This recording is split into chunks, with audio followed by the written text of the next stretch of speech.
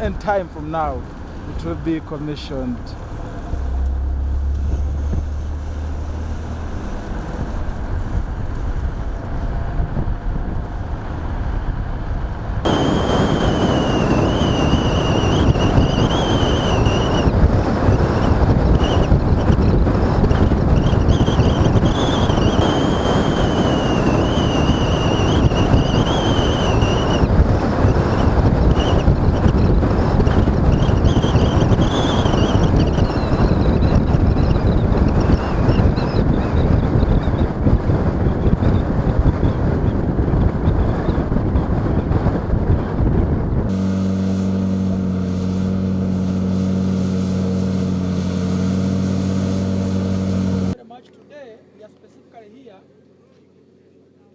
Oversight role Kabalega International Airport, which was formerly Kabalega International Airport. Kabalega International Airport was the project name because this is Kabalega area, Kabalega village. But later, through cabinet, we named it Kabalega International Airport. This airport, the name was already gazetted. Now the Civil Aviation Authority is working very fast to gazette the airport as per the requirement by ICAO. Those are the ones who manage all aviation issues. This airport, the construction works commenced in 2018. Today we are 6 years down the road. We should have finished like 2 years back, but there is that issue of COVID-19, which hindered most of the projects across the world. Those were like 2 years wasted. Workers couldn't do any work because of the sickness of COVID-19. But as we speak now, the works are in high gear and we are up to 95%. You have seen the runway, they completed, but now they are doing additional layer of grooving, such that it is safe for those big, heavy aircrafts. One aircraft carries about 600 tons of cargo. The ones going to carry the heavy oil refinery equipments, so that they land here safely without any accident. You have seen the terminal. It is being completed. They are installing electric lights and those other electric gadgets. Then also you have seen the firefighting area is finished. Then also you have seen many things. And also the 5% remaining includes the heavy generators which are going to bring to land the different systems, the mobile control tower which will control the landing, electricity connection to this area, and the water. Then also installation of a few minor equipments in the buildings.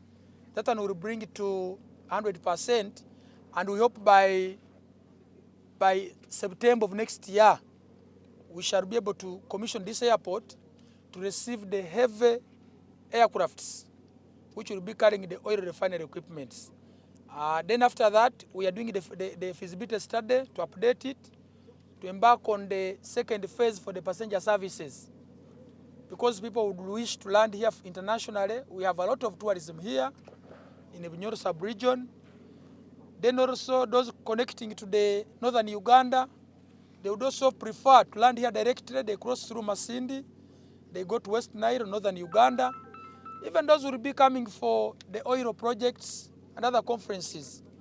So that's the viability of us having this international airport here, and it will be bigger than the Int'l airport for the purposes I have told you. We know the contractor who has been here is not even from Africa, and he has good experience. He has done some other airports and other projects outside Uganda, even Uganda.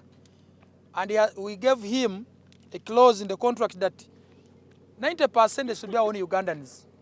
And for the last 6 years, our own Ugandans have got money here. They have been working and being paid. And those who had skills have gained more skills from here. But however, the skills they have got cannot guarantee them that we should get rid of those people from outside Africa to come and help us to construct airports. But now it is our role as government, the ones who have got little skills, to take them for further studies.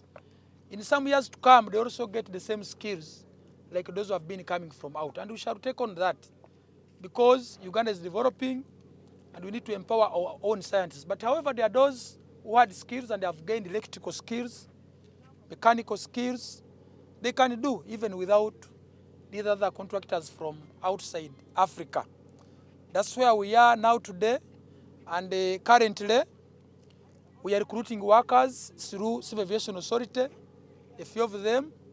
And we shall also get those who are already in the system to come and teach those who will come, so that by September next year, we have people on the ground. Where we are, adjacent there is going to be an industrial park. And just a few kilometers here is where the oil wells and the oil refining is being done. So really, it is just viable that this airport was needed here. Our project has costed us 1.188 trillion Ugandan shillings. And so far, we have spent 1.08 trillion Ugandan shillings.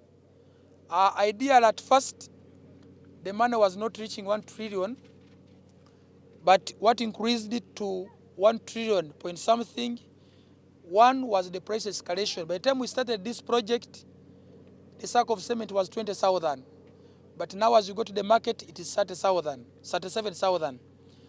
Then also, the changes in some of the designs, like maybe the tiling they anticipated, maybe water could go this way. Now with advice changes, those are the few things which has brought a slight increment on the price which we have invested here.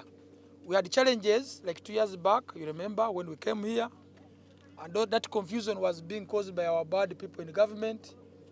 But later, we harmonized and the project is moving on well.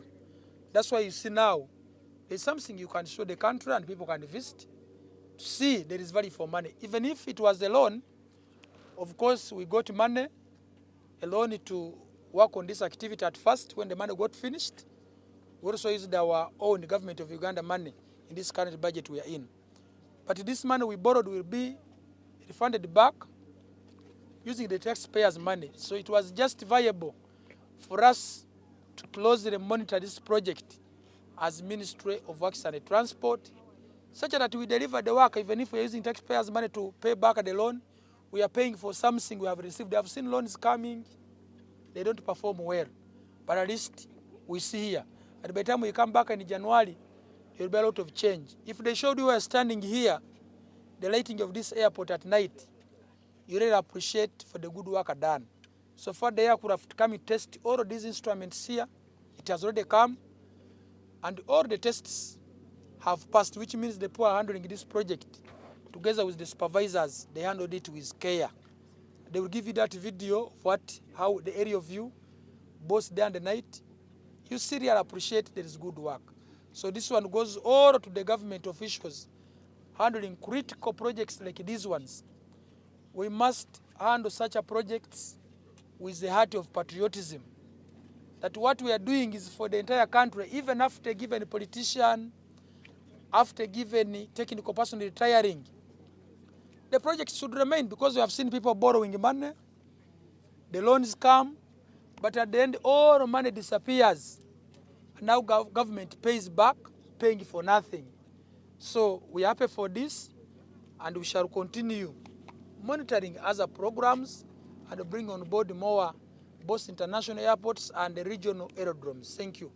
I can confirm that the minister is right.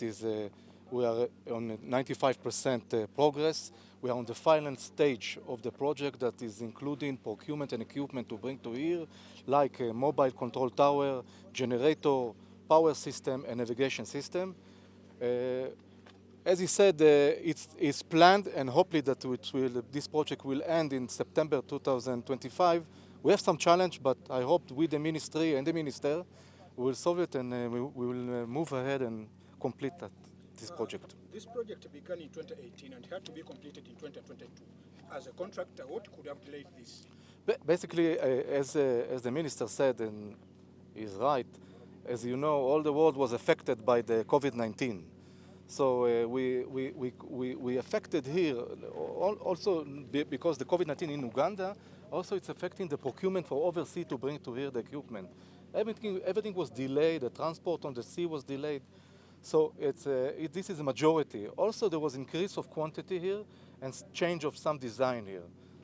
You take all together all these details, it creates extension to the project. But as I said, and we can confirm that next year, we will finish the project in September 2025.